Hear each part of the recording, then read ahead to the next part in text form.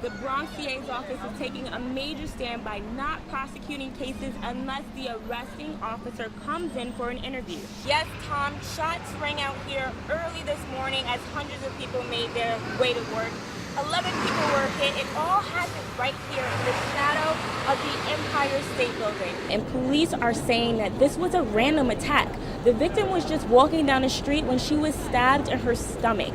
And at this time, police are still looking for who could have done this.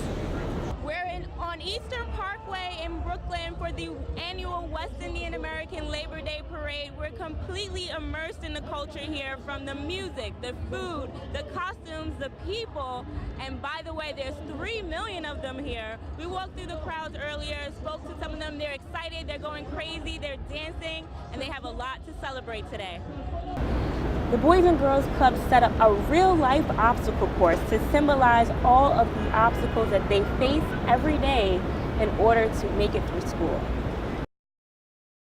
It was a quiet Tuesday morning on the Upper East Side, and this is where 25-year-old Tabitha Tirado was walking just to run a few errands for work.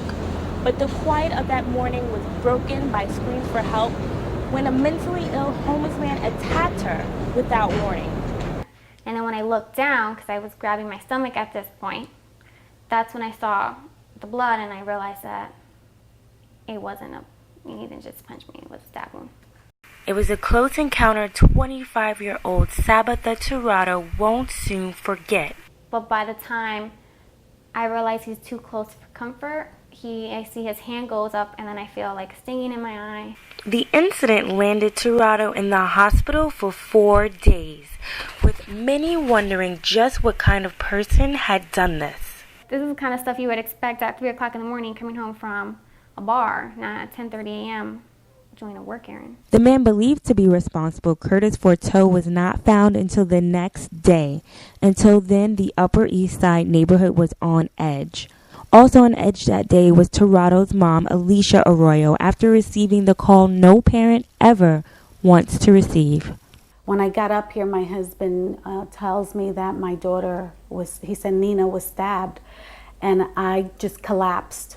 I am normally, keep myself together and don't panic, but when I heard my baby was stabbed, I just lost it. A police officer for a number of years before becoming a teacher, Arroyo knows the danger of a stab wound, especially a stab wound to the stomach.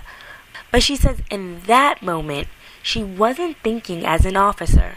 I was in mom mode at that moment. I wanted to be with my daughter so badly. Just the idea of someone stabbing her, the worst came to my mind. And after this ordeal, mom is on a mission.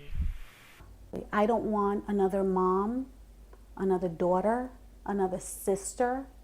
I don't want this to happen to anyone else.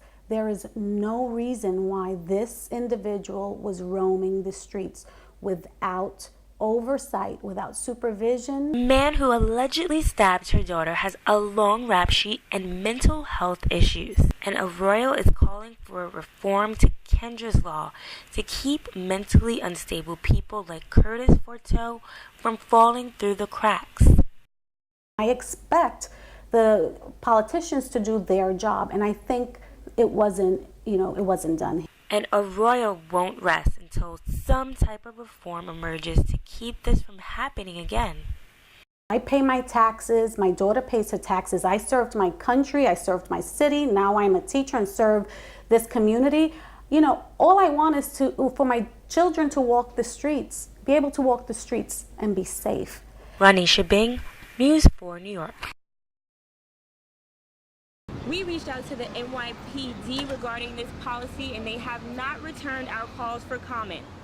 Outside the Bronx DA's office, Rhonesha Byng, News 4 New York. The victim is now in stable condition at Bellevue Hospital. On the Upper East Side, Rhonesha Byng, News 4 New York. And the streets here just opened up only a couple of hours ago, and detectives are still interviewing witnesses, trying to piece together just what happened here today. Live in Midtown, Rhonesha Byng, News 4 New York. We're on Eastern Parkway in Brooklyn for the annual West Indian American Labor Day Parade. parade. We're completely immersed in the culture here, from the music, the food, the costumes, the people. And by the way, there's 3 million of them here. We walked through the crowds earlier, spoke to some of them. They're excited, they're going crazy, they're dancing, and they have a lot to celebrate today.